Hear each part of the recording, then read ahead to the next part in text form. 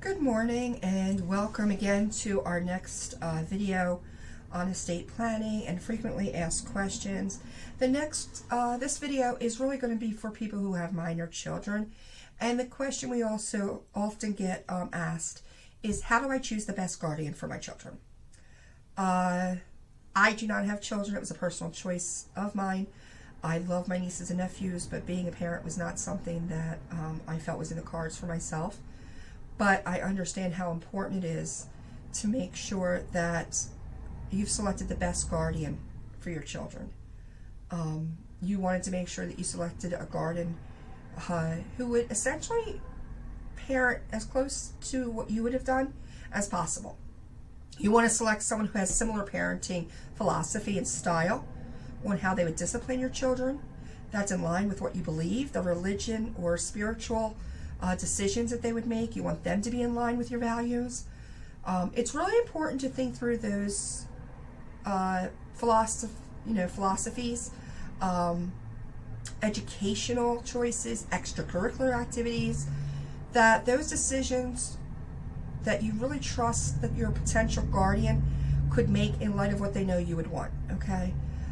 To the extent that you actually let them know ahead of time what you would want, and that's going to be important to have that communication and have that discussion with them, because it's going to go a long way to help your guardian honor you and raise your children just how you would. Now, we're talking about long-term guardianship. Who's going to actually raise your children?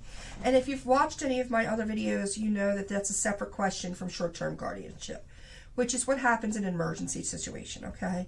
But going back to the long-term piece, what I want to caution you about considering, assuming that the long-term guardian has the financial resources, relying on the fact that they've got enough money to raise your child as a good reason to choose them. But that's not the only thing you want to look at. You also want to look at someone who's going to be able to support your kids emotionally, that's going to treat them as if they were their own, who's going to love them unconditionally, who's going to make them a part of their family. You can always have life insurance and a trust and everything to help take care of your children financially.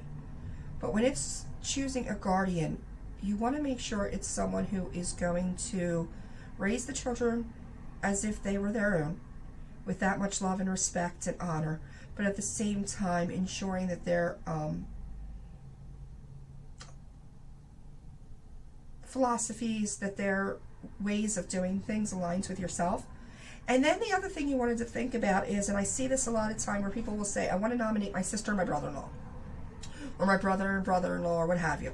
They're nominating a couple to raise their children. And my question always is, if that couple was to divorce, do you still want either one of them to raise your children? And then sometimes they'll be like, oh, no, I want my sister, but, she's married. So you don't have to name a couple when you're naming your long-term guardians. It can just be the person that you want.